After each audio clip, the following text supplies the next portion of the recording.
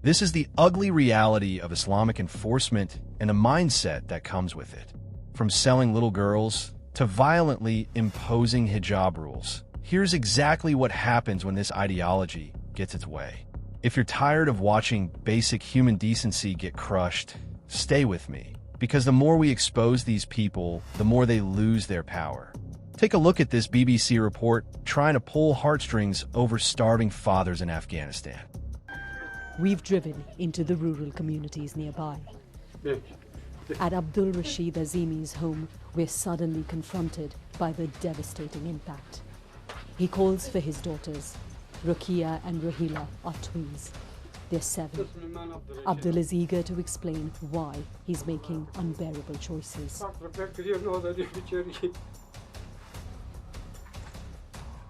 I'm ready to sell my daughters. I'm poor and in debt. One man weeps while holding his 7-year-old twins, saying he'll sell one to feed the rest. Another already sold his 5-year-old daughter. I come home with parched lips, distressed and confused. My children come to me saying, "Baba, give us some bread."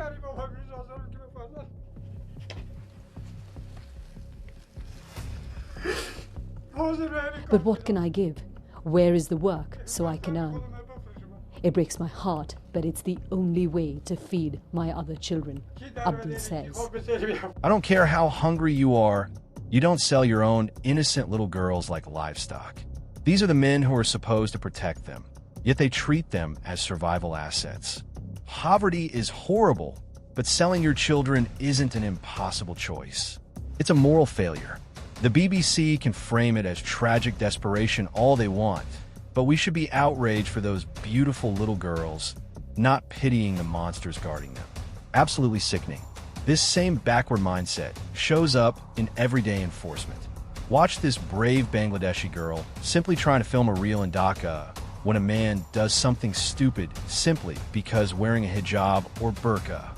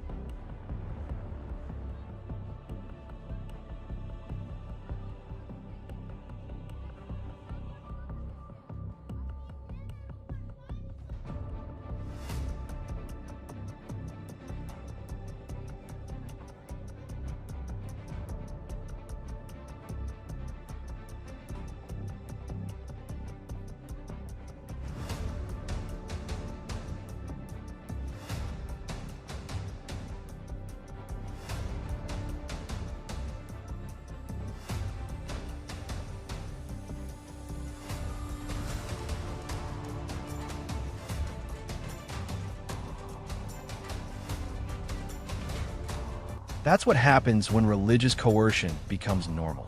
Remember Mr. Failstein, the crybaby who went to Egypt and cried to the Egyptian police because they wouldn't allow him to go to the Gaza border? Well, here he is at a pro-terror march, spewing all the predictable pro-poly buzzwords. I've been picked up under that flag. Fascist! Fascist! Right, get your hands up. You've got no right to put your hands on me. It's coming! You baby killers!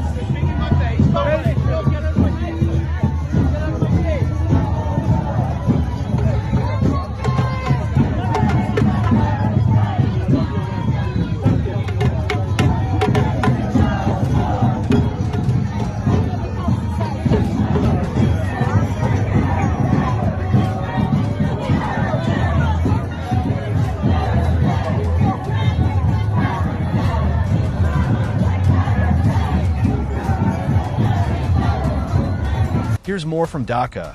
2 women walking down the street get surrounded by young men shouting that they must cover up because this is a Muslim country.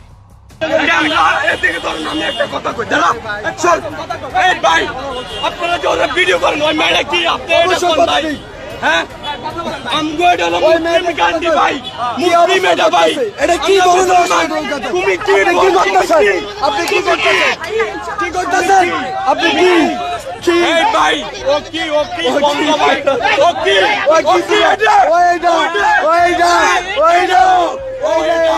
এটা বুঝছেন এটা বাইরে করেন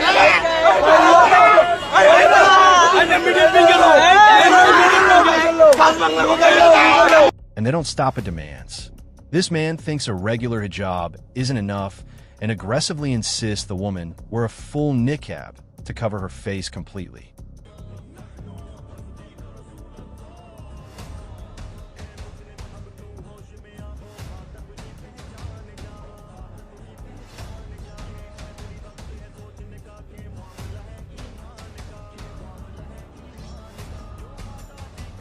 Classic enforcement attempt. Then there's old Abdul telling a female reporter to change her clothes and wear a hijab. She destroys him on the spot. क्या नाम है चाचा? क्या नाम है? पहले अपना होलिया सही करो। क्या होलिया सही करें? औरत का जेबा नहीं। ये आप कौन होते हैं बोलने वाले? ये इस्लाम की बात है आपके इस्लाम की बात होगी, हमारे में तो ऐसे नहीं बोलते हैं। आप हमसे जरा मत करो, हाफिज मोहम्मद इस्लाम है, अनाप शनाप नहीं है, फजूल बातें नहीं करते। आप ऐसे नहीं बोल सकते। पर ये हराम है। लेकिन आप ऐसे नहीं बोल सकते। अरे बोल सकते हैं। क्यों बोल सकते? क्योंकि अल्लाह के बंदे हैं। और आप किसकी बंदी हो ये बताओ हमको। क्यों बताएं आप? अरे किसकी बंदी हो? हम किसी की बंदी हो। आप कौन होती है हमसे सवाल करने वाली? हम बिल्कुल हम मीडिया में ना मीडिया गए भाग चूल्हे में। Can you believe this? A Turkish man confronts a female teacher for her immodest dress, accusing her of corrupting the youth and ordering her to dress properly. Nasıl öğretmensiniz ya? Götünüz dışarıda. Siz ne biçim konuşuyorsunuz benimle ya? Ya ne biçim konuşacağım? Böyle öğretmen mi olur Allah aşkına? Siz böyle öğrencinin aklını karıştırmaktan başka hiçbir şey yapmıyorsunuz. Siz hangi birime bağlısınız? Ben direkt bağımsız polisim. Direkt halkın vicdanına bağlıyım. Hadi. Sen de git üstüne bir şey giy gel. Hadi. Hadi hanımefendi. Buyurun. Haydi. Sen görürsün. Haydi. Böyle okula giremez. Evet. Nereye şikayet çantasını aramadı. This is the mindset. Women must submit or be shamed. It escalates fast. Sometimes it goes from just a religious offense to a sexual crime. Sexualizing your body makes you a better person. Are you recording? I'm gonna record you. Yes. Do you want me to throw water on you? That's nigger. I am racist. So idiot for And real. you are a nigger. You are an idiot. No, I I'm am not. racist, and I'll say that to the whole entire world. Don't be disrespectful. You ruin your life, by the way. Oh, talking about Bye. you talking about respect? You talking about respect? You are fired from this place, motherfucker. You're not gonna be working here. Suck it. Suck what? Look how you Suck fucking look it. like. What's wrong with you?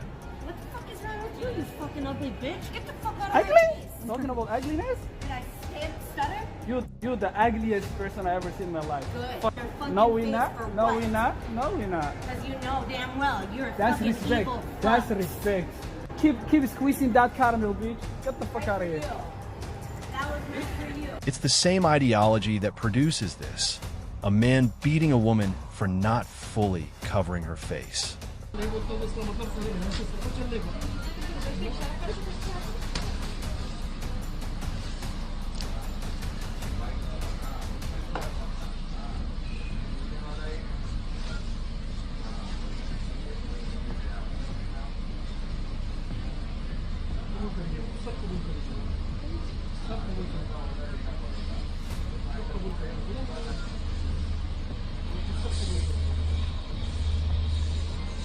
And as if physical abuse wasn't enough, watch what this imam does to a woman.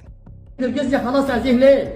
لكم دينكم ولا دين، لكن انت تأذيها رد علي. انت مش هتسكت الا ما اقول لك. هتقوم تعمل ايه يعني؟ هتقوم تعمل ايه؟ رد علي. انت في ايدي زي الكلب بفضل الله عز وجل. هطلع كل حاجه. لا ما تعرفش بفضل الله عز وجل، لان انا معايا القرآن بفضل الله ومعايا آية كل الكرسي. حاجه تبارك بالله. لا مش ما تعرفش تعمل لها حاجة، كل ما نستعين بالله ونتقرب الى الله ما تعرفش تعمل معايا حاجة. إذا رد علي. إذا رد علي طاعة لله. Even worse, a Muslim man binding, blinding, and publicly humiliating a crying woman in a hijab while she begs him to stop. معمول لها بغدا بالجواب. شوف من الظلم يا جماعة إن أي عريس يجي البنتين الواد ابو سبب في المشي. رد عليا. رد عليا بتعمل ايه في العريس؟ يا جماعه. هتعمل ايه؟ اي عريس يا جماعه تلاقي كل ما البنت تجي لها عريس روح معاك شهيد. نعليك قول لا اله الا الله يا عبد الله. قول لا اله الا الله. طب هو يا جماعه انت مسلم ولا كافر؟ كافر يا جماعه مش عاوز يقول لا اله الا الله. احنا نقول لا اله الا الله. لا اله الا الله. لا اله الا الله. ليه يا جماعه كل ما تقول لا اله الا الله الجن بيتعذب. والجن بيتعذب. لأن الجن كافر. يا جماعه لا حتى لو جن مسلم This isn't isolated. This is what the doctrine enables when enforced without restraint. Just like this 9-year-old girl sold by her own family into sex slavery and forced to marry a 70-year-old man. This is the reality for millions of Muslim girls. Where's the outrage? My father has sold me because we don't have bread, rice and flour. He has sold me to an old man.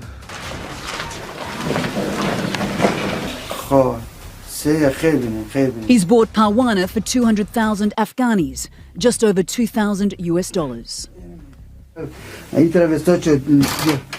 Covered up, Parwana whimpers as her mother holds her. This is your bride. Please take care of her, says Parwana's father. Of course I will take care of her, replies the man. This mindset is already crossing into the West. A woman in Shelby Township, Michigan shares what happened at her private pool. A woman in a full burqa enters the water, violating the club's swimwear rules. Multiple complaints had already been made. Then her 9-year-old son gets insulted by a 13-year-old girl from another Arabic family. The mother calls out the double standard. Religious freedom shouldn't override basic sanitary policies and club rules. She's now considering canceling her membership because they refuse to enforce rules fairly. Story time regarding the Muslim problem we have here in Michigan. Yesterday, my family and I were at Lifetime in Shelby Township, where we are members and where we go almost every day. And we were in the pool, and a woman comes up with her daughter. She's wearing a full burqa, full thing, the entire thing. And she gets in the pool with the burqa on. Now, this has happened obviously several times over in Dearborn, and I have totally cut off our membership at places because I'm not being in a pool with my family and somebody wearing an entire burqa. It's just gross. It's a sanitary problem, and I don't think it should ever be allowed. Never. It is totally against their policies. There's rules for us, and they don't have to abide by them. We have to have liners and boys swimming suits. We have to have swimming attire on. And it is not okay to get into a pool with an entire burqa on. That is disgusting. It's gross. It has germs on it. And we watch these people come in, and they don't change into this swim attire they claim that it is. They actually wear it into, it is their outfit they wear into the club, and they wear it into the pool and then claim it's swim attire. It's not. It's their daily outfit. So it doesn't end there. Mind you, obviously I go up to the lifeguard and I tell her that, this is gross. I don't want my kids in this pool.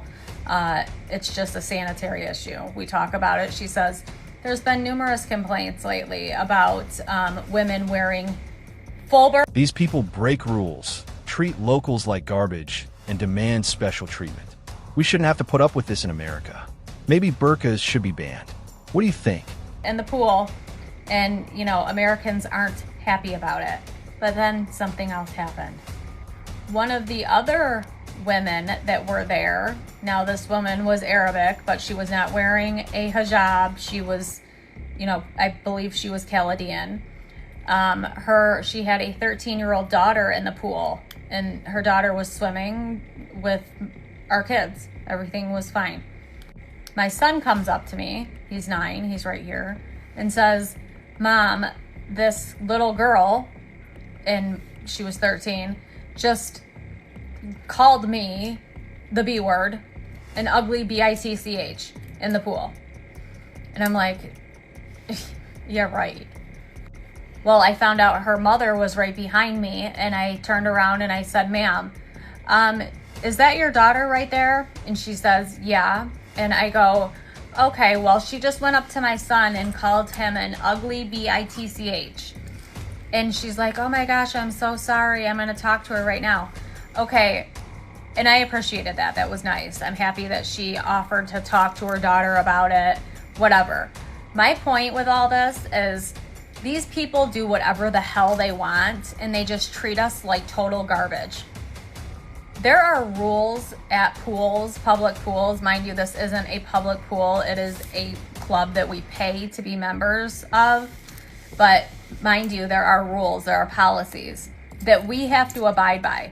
And for some reason, these people don't have to abide by the same policies, the same rules that we do. And they claim freedom of religion.